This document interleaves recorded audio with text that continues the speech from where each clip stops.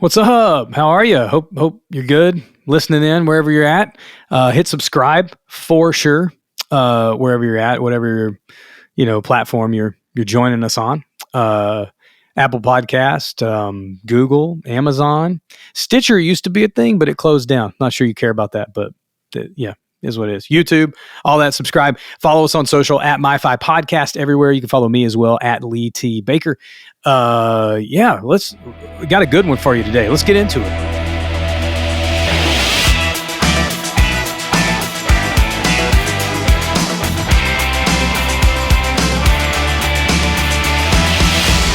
All right. Let's go. Tim Turnquist is on the show today. Tim is the Associate Creative Director at American Express, which I don't even understand or begin to comprehend, like the more corporate side, I should say, of like creativity. And this interview was super interesting to me because I just wanted to learn so much about what he does and how that world works. And maybe you know what I'm saying? But I don't.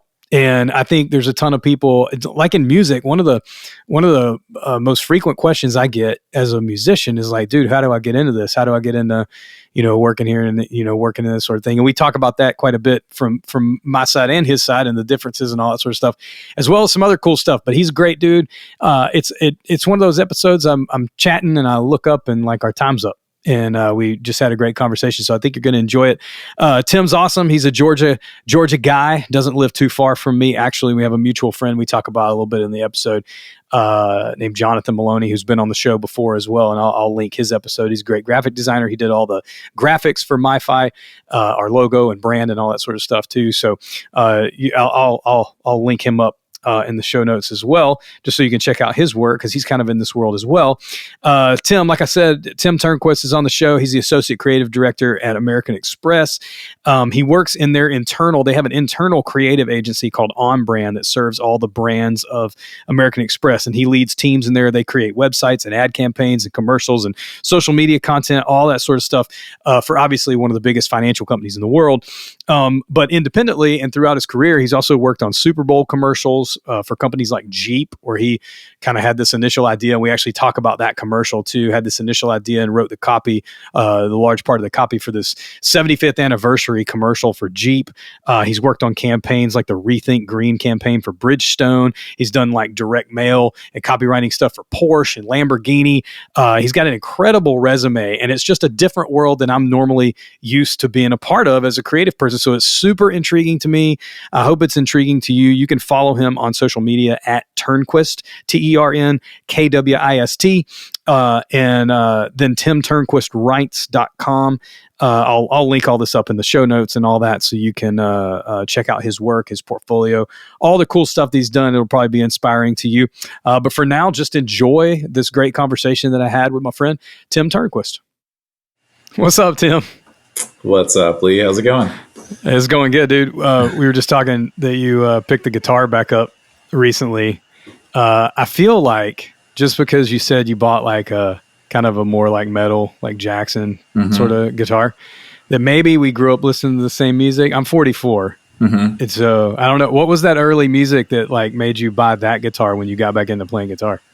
There's a combination of things. It's anything from Weezer to Emery, Metallica, anything with fat, juicy riffs that I can, Coheed and Cambria, anything I can just learn riffs and just keep going. I picked it back up really with the intention to really learn the instrument and the theory behind it and the memorizing the fretboard. I recently learned about a thing called what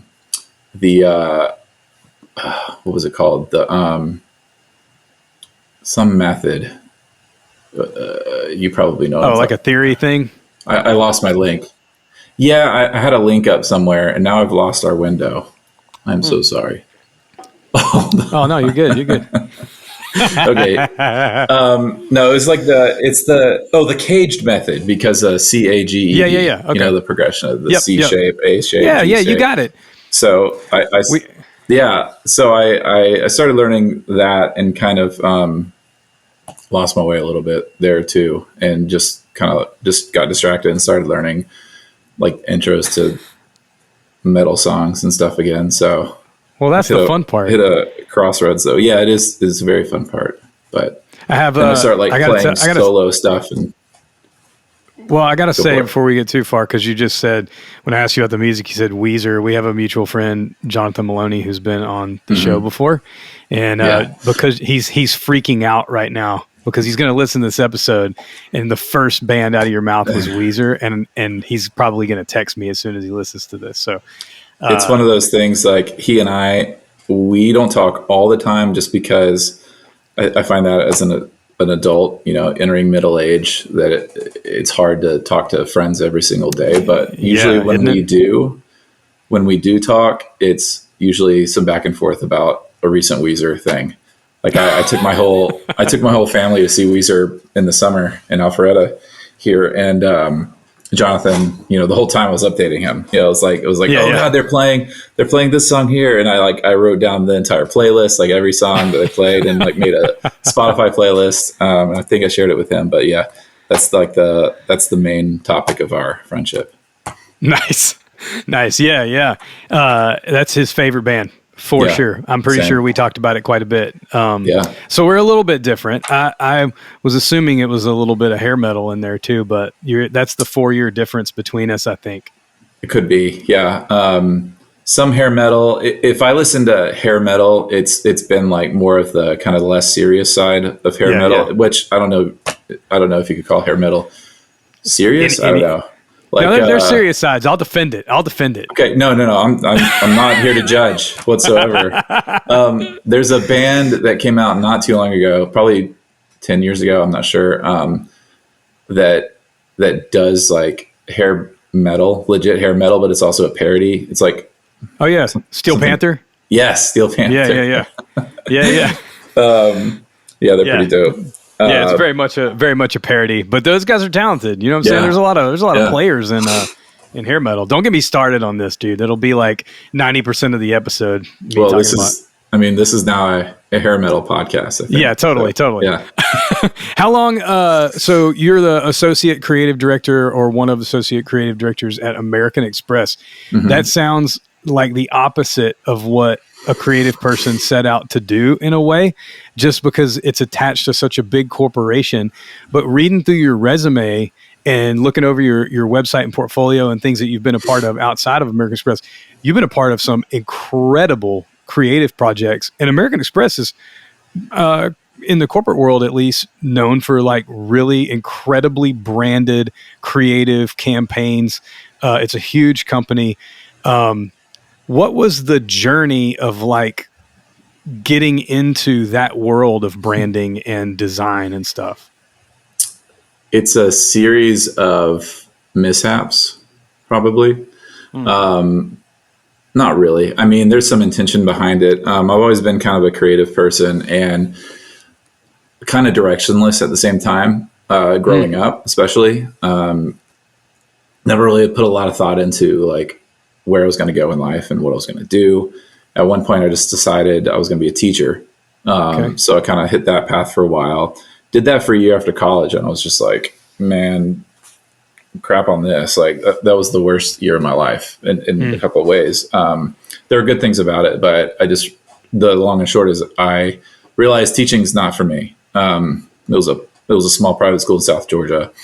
I did not fit in. It was crazy. So after that, I was kind of for a while not really sure what to do. But there was always the forefront of my mind, like, how do I take my creativity and turn that into a career or a job or something? And my research and my late night worry and all that stuff, all while I was working at Starbucks and considering becoming a cop, for God's sake. Nice.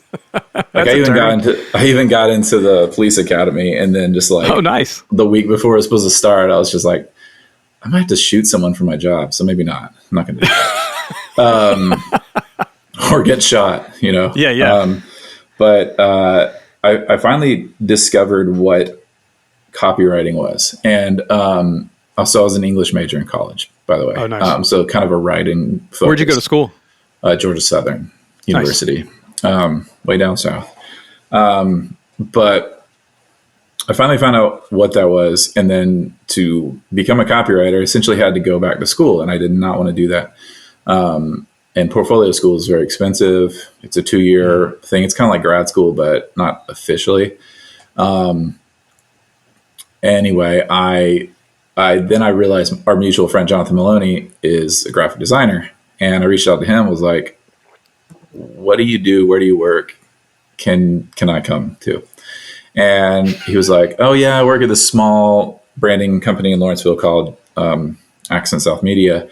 And he put me in touch with his boss, and we started talking, and they kind of like set up an unofficial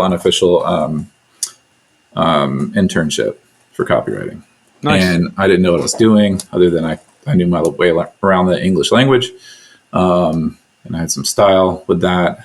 And so I started that. It didn't go very far, but what it did do was introduce me to a few key people who introduced me to other key people, which eventually led to me going back to school at a place called Portfolio Center in Atlanta, which was the school I was looking at before all this started. I was just like, it's too expensive. So I was like, whatever, I'll just do it. You just delayed it a few years. Yeah. So it was just funny because it was one of those things where I was just on one of my many internet searches and trying to figure out what I could do. I suddenly, that's when I realized, I was like, someone has to write commercials and websites and print ads and radio spots and stuff. It just never really occurred to me. Anyway, it just, all that led to that. I've been through multiple agencies in my career, digital agencies, a few traditional, and American Express is my first actual foray into what we call client side. Okay. In-house rather. So it's actually working for a brand directly versus an agency, which would do work for a bunch of different brands. Yeah. But you, and even American Express has like a company within it, if I understood correctly, like On Brand, where you are. So do you work for American Express or you work for On Brand? Or I work for American Express. So that's my employer. On Brand is the division. You could call it the division within American Express. Like it's organized into different business units. Like, I don't fully understand it myself, but On Brand exists within the business unit of GABM, which at the moment I cannot remember what that stands for. But we're essentially, we're an internal creative agency for American Express that we're available for the different other business units to use us for their creative work. And a lot of them still work with external third-party agencies. Just depends on the business unit, what their needs are. And it's funny because we're actually kind of building up our trust with those business units. So some of them don't even know about us within the company, or they've heard of us. Yeah. Or they've heard of us, or they have a colleague who used our services. And so what we're doing is we went through a lot of hiring in the past year and a half, and basically building out an entire agency within the larger corporation. Yeah. Has copyright like always been something that you, or I guess just writing in general, what was the thing that sparked you? Were you into like novels as a kid, or like, a lot of guys who get into music, I would say, hey, what record was it that got you into that? Mm-hmm. Being into writing, copywriting maybe specifically, but even just writing, what were some of the books or authors or people or situations that sort of inspired you where you went, oh, I want to do what that is, for people? So I was a big reader as a kid. And I guess the most impactful things I read as a kid, and I've read multiple times, are things like The Hobbit, Lord of the Rings, The Chronicles of Narnia. There's a series of books called the Redwall series by an English author named Brian Jacques. It's all about like animals in like a medieval European society. And it's just a rich world. I haven't read any of those in a long, long time, but I just remember thinking they were so interesting and pretty brutal too. And that kind of inspired me to like think outside of what you think is accepted in a certain realm. So technically you could consider those books as like children's books, much like The Hobbit. It's a children's book, but it has themes and elements that elevate it beyond that strict fencing in of what you think a children's book should be, for example. Mm-hmm. So that kind of thing really inspired me, because I just know Tolkien wrote The Hobbit for his grandkids. So it ended up inspiring, the vast world of his Lord of the Rings stuff, like the Silmarillion. It's like the Bible, but fantasy, and it's just a whole rich world. Like he made up languages and all this stuff, and influenced a lot of media, throughout the years. So that kind of stuff I found really inspiring. What I do isn't quite like that. I don't, writing headlines for websites and social media posts and TV commercials for a giant corporation, not the same as writing an epic, fantasy novel. But there are similarities, I think, in the creative process that you can apply to all things creative. So I think that's kind of what inspired me, and like being able to move someone emotionally through words has always been like a huge goal. And it carries over, into just about everything. I think there are parts of everybody's industry. Like I do instrumental music for TV film, and you don't even really notice, you kind of alluded to this earlier too. Before I started doing it or found out it was a thing, I didn't really notice it as much. But every time a football game goes to a commercial, there's some 10-second hit of music or longer or something. And then all of the TV shows and things that need transition hits and songs and all this, it's literally thousands of pieces of music that TV producers need every season, fall and spring, and somebody's got to make all that stuff. And it's really, I've found a lot of inspiration. Like, I guess, like, I know you were inspired by novel stuff. I was inspired by music, and I write my own stuff and work on music for other artists, and I love all that. But I also love the TV thing. And like you, I see the similarities in the creative process of it. And a lot of times I'll get inspired by something I'm doing instrumentally for a project, and it bleeds over into my other work, Yeah. I feel that completely. Like I would say I'm inspired by just about everything. Like I try to find inspiration in more than just writing, like animation really inspires me, like conveying emotion through like facial movements that someone had to draw. That's wild to me. I try to get inspired by driving down the road and seeing like a billboard. For example, in Atlanta years and years ago, there's a billboard for like a plumbing company, and the headline was so dumb. It was so dumb, but every time I drove past it, I was just inspired. And the headline goes, "The answer to your sprayers." And it had an illustration of a faucet, like a leaky faucet spraying everywhere. And I thought it was so funny. So dumb, but so funny. Another one was for a jewelry company in Atlanta.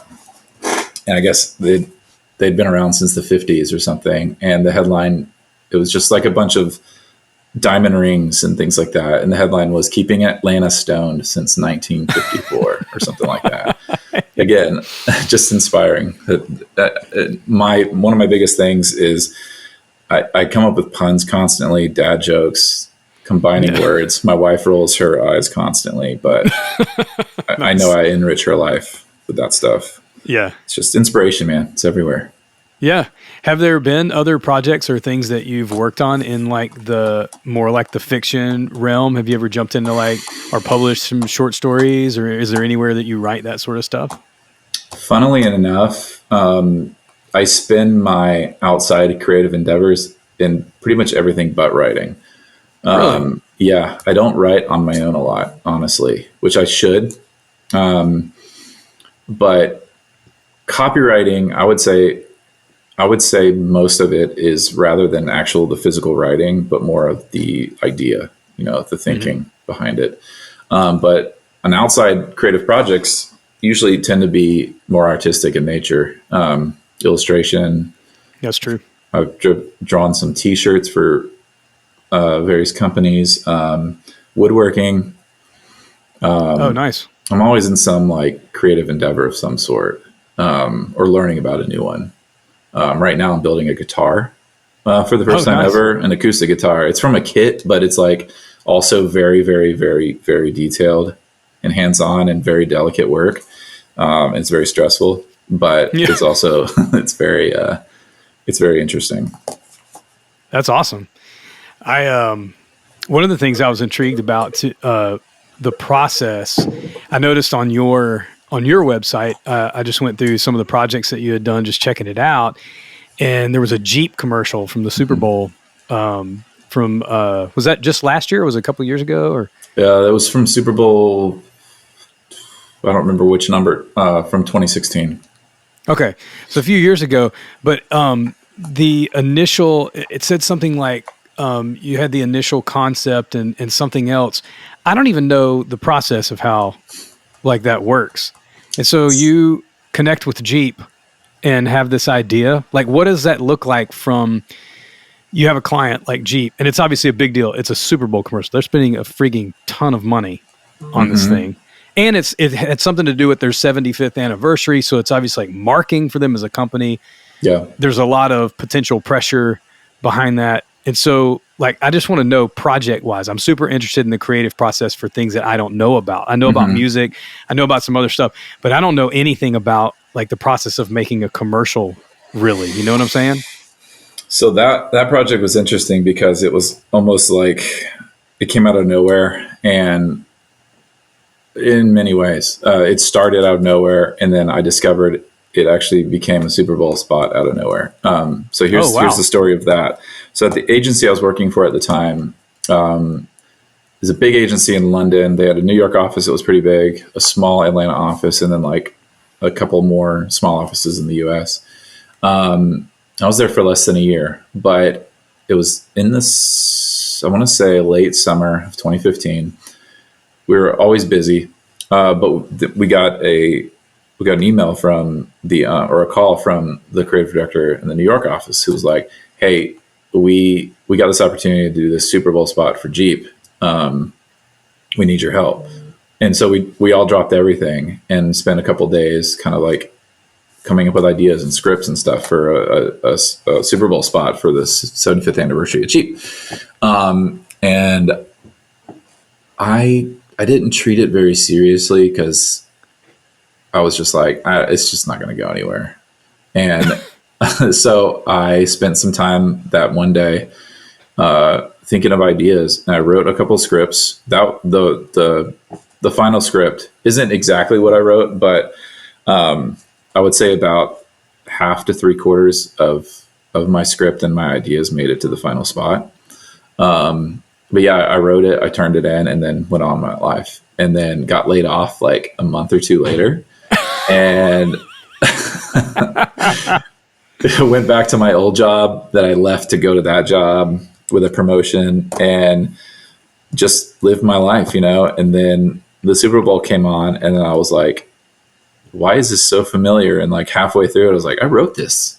That's hilarious. So the script that I wrote was the one that got chosen for the Super Bowl spot.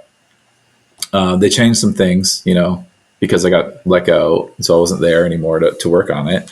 Some things changed, but the core idea was there, and a lot of the scenarios, like the Jurassic Park reference, was one of mine. The D-Day in Normandy. I'm trying to think of all the different stuff, but yeah, most of it came through. And then I called my old boss, and I was like, "Hey, so I'm not mistaken, and that's the spot I wrote, right?" And he was like, "No, that was you." It's like, "I'm sorry, I should have reached out to you beforehand." I was like, "Yeah, you should have." Yeah. But anyway, that's cool. So I was just like, "Hey, you know, that's going on my book, right?" And he was like, "Yeah, totally." That's dope, man. Yeah. I mean, there was a lot of stuff that you gotten to work on over the years. Like I looked at like stuff with Bridgestone and these big companies. It's intriguing to me. And I wonder if there are people out there, graphic designers and stuff, you know, some of our listeners that just getting into industries sometimes. And when people ask me working in music, they're like, how do you even like get into this? You know? I think that's the question I get the most is like, how do you even get into this?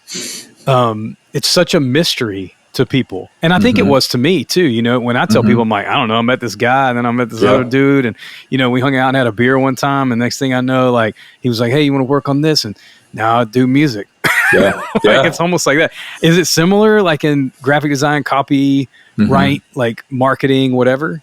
Yeah. I mean, I would say at least half of the reason I'm where I am today is because of the people I've met and the people I know. I mean, you got to be able to do the work, obviously. So it's like you can meet the right people, but if you can't deliver on what you're doing, it's not going to go anywhere.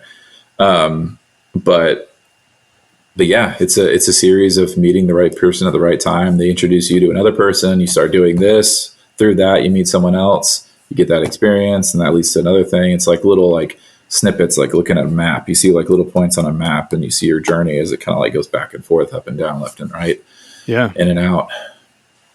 Yeah, that's crazy. And then somehow you end up being able to make a living off of it, which is the other question I get the most. You know, have you ever?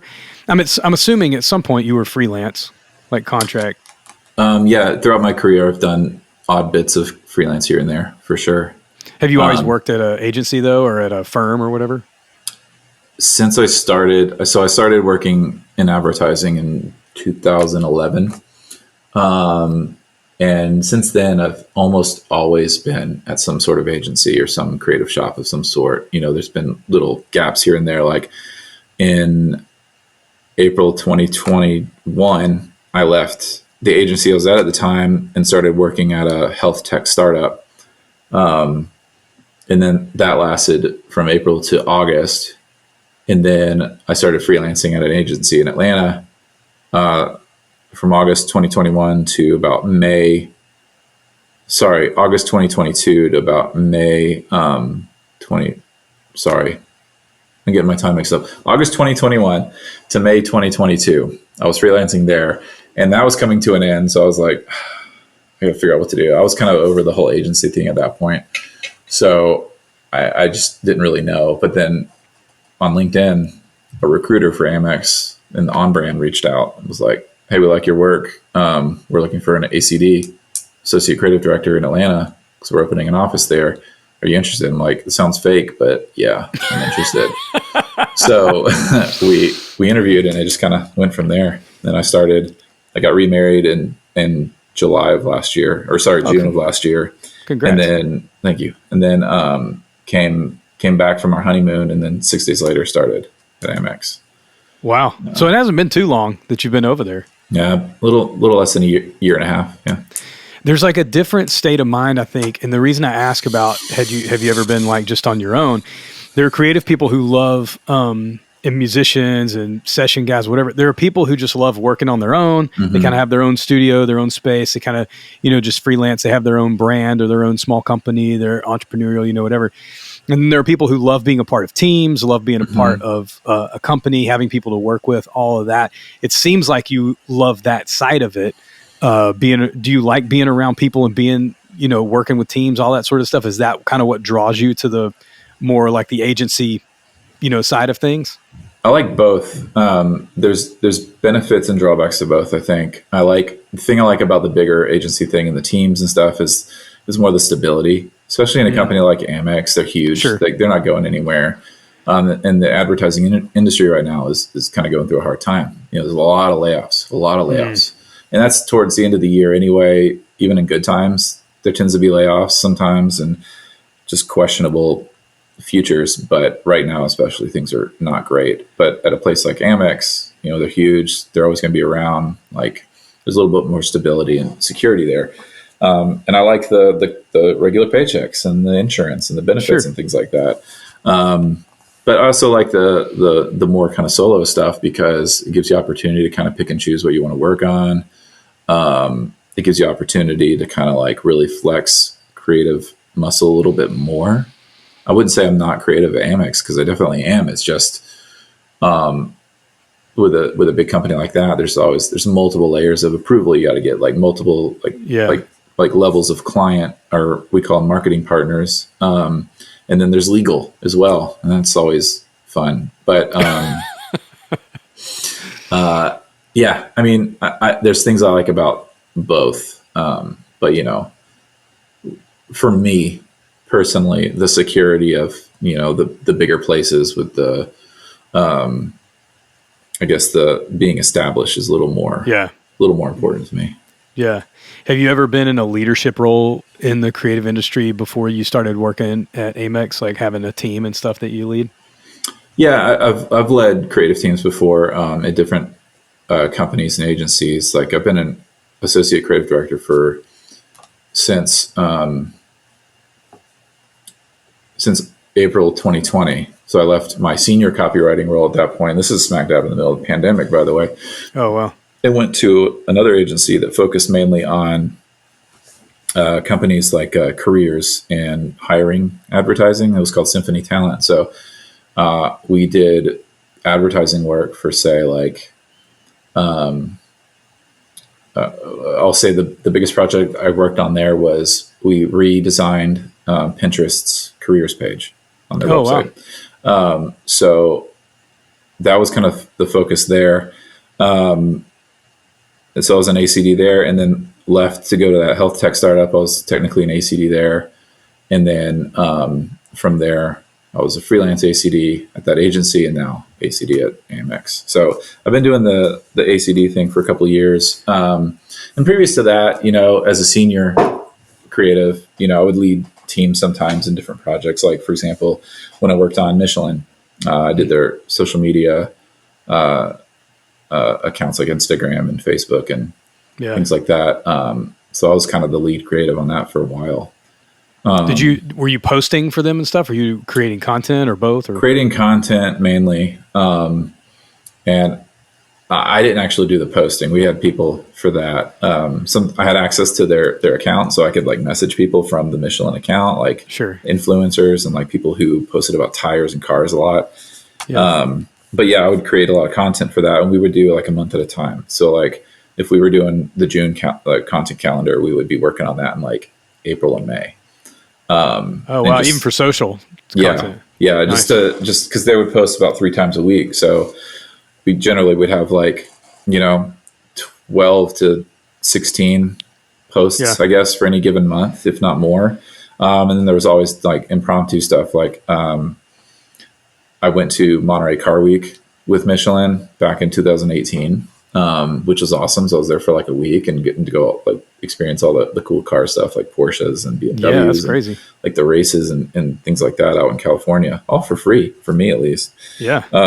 Pretty sick stuff. But yeah, it was like on site creating content like as we go with a few of my teammates.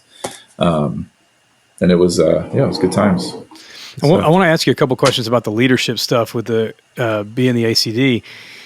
Like a lot of us who are creative people, we get into creative industry, whatever that looks like for us, be it movies or music or advertising or whatever. You get into it because you love being creative, and all of a sudden you find yourself maybe doing a little less creative work and leading the people who are doing the creative work. Has that been a transition for you, or do you like the leadership part of that? I just know everybody I've had friends actually in the industry who are creative and they're really good with people, and then they get promoted to a leadership role and it like destroys them because they just don't get to do the work as much. And then I've had friends that really thrive in it and don't miss the active part of their creative work at all. They just love working with creative people. So I've seen it go either way. What's that been like for you?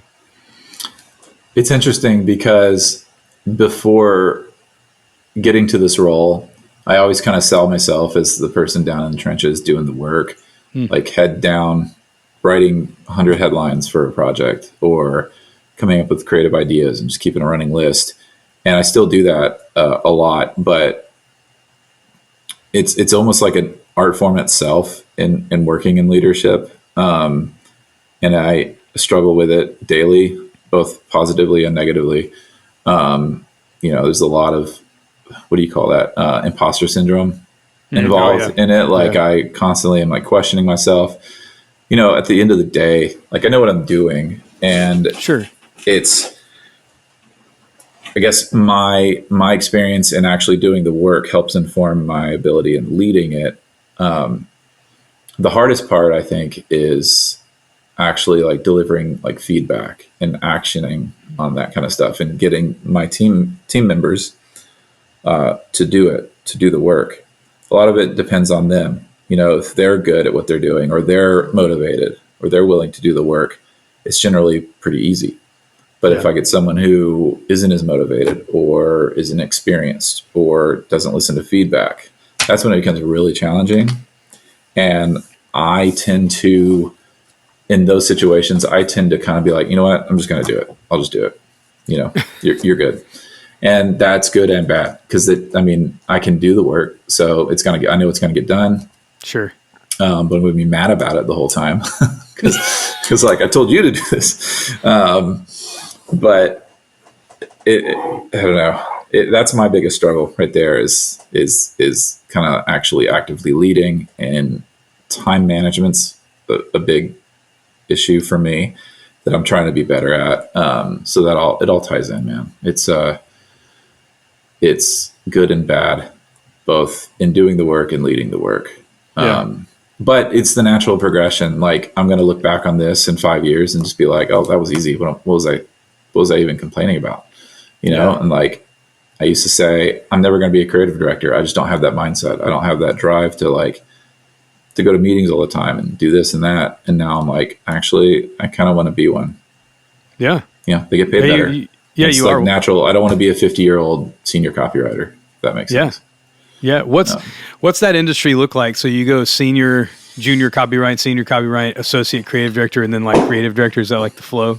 Generally, it'd be junior, mid-level, just straight up copywriter, senior copywriter, associate creative director. Next step would be creative director. And then some agencies will have a structure where it's like creative director 1, creative director 2. And then there's group creative director. And then there's executive creative director. And then beyond that is, it's anyone's game. Like I think executive creative director tends to be VP level. And then beyond that, I don't know. It just depends on where you're at. I don't, the stage of my career, I don't see myself ever being like, I don't know, CMO, chief marketing officer or anything like that of any place. But that might change if I get creative director in the next few years and then I keep going with that. Maybe I'll just be like, that's next. But yeah, it's a structure and it varies, but that's kind of the general sense of things. What's a day in the life of like, let me ask this first. Are you leading predominantly other copywriters, or do you have all the creative disciplines in your department that you're like associate creative director over, like some graphic designers and animators and stuff like that? Or is it mostly the writing side of things? It kind of depends on the project. If it's a bigger project with a whole robust team, then generally I'll kind of like lead the copy side. But I do frequently provide feedback for designers and art directors and direction for them as well, because I do have a visual mind. So I've always been into illustration and kind of design. I've done some design stuff on my own. I know how to use Photoshop and Illustrator and things like that. So I'm able to provide feedback. But generally, like I'll have a art director partner. So my ACD art director partner will generally kind of lead the visual side, and I'll kind of lead the copy side. It's awesome. Before we hit red a little while ago when we were recording, we were talking about a question that you had written down an answer to. Do you have any creative rhythms built into your life that keep you moving towards your goals? You can read your prepared statement if you like, or okay. I'm going to do that. Okay. So your question was, do you have creative rhythms built into your life that keep you moving towards your goals? And my answer is, that's a tough question, Lee. Anxiety. Insert chuckle here. Maybe it's a bit of a misdirect, but you get the point. So I was telling Lee that's the point where I stopped taking notes because I was like, I'm taking this too seriously. But creative rhythms, a lot of it is anxiety, I have to say. It can be good. Jeez Louise. The deadline. Every time I start a new project, I'm like, my first thought is, how am I ever going to get this done? So being overwhelmed is pretty normal. Golly, it's my primary motivation is like, oh, the project's due tomorrow. Okay, I better do that then. Yeah. I'm kidding. Really? Especially for my bosses that might be listening to this at some point. There is a sense of anxiety that kind of like simmers all the time. Yeah. That like, I'm like, is this going to get done? Is it going to be good? Is it going to be good enough? Am I doing a good job? And that, I think that's cool for you to say, though. Like, you've been doing this for years, and I mean, even as a musician, it's the same way for me. There's still a low grade of like. I think the thing I worry about the most is like people are going to find out I actually suck at this. I say that all the time. It's like, when are people going to realize that I have no idea what I'm doing? Yeah. Yeah. Well, it's just nice to hear from somebody like you who works in such a, prestigious professional situation. You've been through all these situations that you still feel that way. Cause I think there's a lot of people out there. I mean, I've been in music for 20 something years and it feels the same. Like, I still just walk into situations going, I am an idiot. They're going to find out I'm terrible at this stuff, Yeah. And I don't know that feeling ever goes away. But it's just nice to hear from professionals, I think, for all of us to go, okay, we're not alone in that, I think it has to always be there, because I think when you get to the point where you're so confident that I think that's when people stop caring or they stop learning in a way. And I can't say that. I can't say that's always the case. And I don't want to sound like I'm judging or like that I know the way, but personally, I think if I'm too confident, I get lazy a little bit. Yeah. I get a little too, I just said this, but I get a little too confident, and it just like ends up, I don't know, might crash and burn. And then the anxiety comes back even worse, so I try to avoid that as much as possible. If there's an amount of it that, I mean, I feel like there's an amount of it that helps me keep my edge, to keep growing and learning and, practicing and all that sort of stuff. And I don't know, is there a version of practicing copyright? Like, I mean, I know, like, I practice guitar 3 days a week, probably. You know what I'm saying? I don't know how that works. Yeah. I mean, I think so. It's, again, like I don't do as much writing on my own as I should.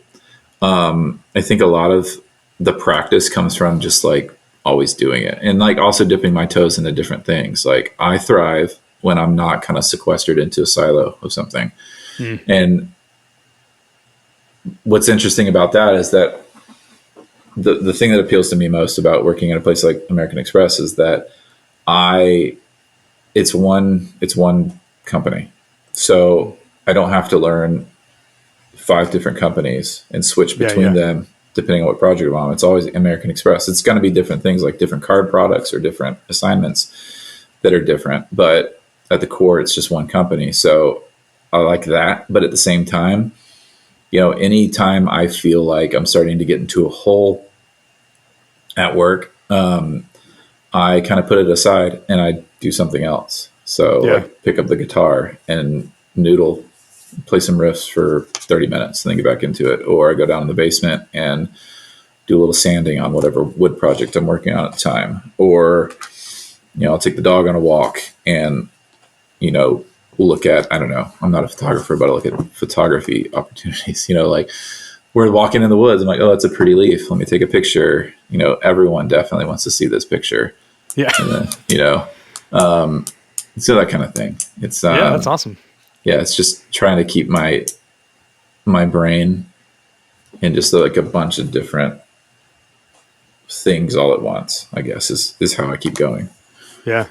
I normally would ask to kind of close an episode, like ask people, what their favorite, 3 favorite records are. Do it. I had some buddies who made films. Yeah. Well, I was going to ask authors, but you talked earlier about Brian Joxon, Tolkien and all those guys. So I'm going to ask records. Okay. So your three desert island inspiring, loved records. And I know you're going to say Weezer, the Blue Album. Unless you're a Pinkerton guy, then we're good to go. I am both, but more Blue. So yes, Weezer, Blue Album. Okay. Number 2 is Pet Sounds by the Beach Boys. And 3 depends on the time of day, the year, whatever I'm doing at any given moment. What would it be right now? Right now, it's probably, I don't know if I should say the title of the album, but it's a band called The Dirty Nil. And their album F Art. Yeah. Jonathan actually sent me that last year. Oh, really? Yeah. Yeah. Yeah. We talked, he and I talked about it a little bit as well. but I think that album is so refreshing because it's fun, it's loud, it's rowdy, but it's also smart in a way. Yeah. And the topics vary. One song's about Elvis. One song's about, being a boyfriend to a girl because he's all into like metal and hailing Satan and things like that. So that's probably my third at the moment. And tomorrow it might be Animals by Pink Floyd. Nice. It might be In Shallow Seas We Sail by Emery. Oh, yeah. That's a good one. Yeah, it also might be... actually, I shouldn't say this because I can't even think of the album name, but Del the Funky Homo Sapien, rapper. Oh, yeah. I can't think of the name of the album right now because it's been years since I've actually listened to it, but it actually affected me pretty well. He has a record called Deltron 3000. That's it. That's it. Deltron 3000. Yeah, I love that record. Dude, I appreciate it. This has been super fun. I appreciate the time. Absolutely. It's been great. I've been nervously thinking about this for weeks now, and here it happened and it's over. So it's good. Well, you did great, Tim. Thanks for being on the show, bro. Appreciate it. Thanks for having me.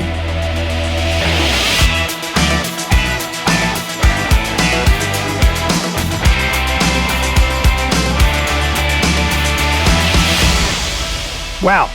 I hope you found that as interesting as I did. That is just mind-blowing to me how different industries work in the creative world. So hopefully that was helpful. Maybe if you're into graphic design or copyright or something that makes sense in like the advertising marketing, even music, I get to write some stuff for TV film a lot of times and work with a company in New York. There's all these facets of the different creative industries that feed marketing, advertising, television, film, print, all of these different things that we experience every day. In the episode, Tim and I were talking, he noticed that, he didn't really understand like people had to write all the copy for all of these things. And same with me, like I didn't really understand all the opportunities that were out there for music until I started kind of paying attention and talking to people who were already in that world.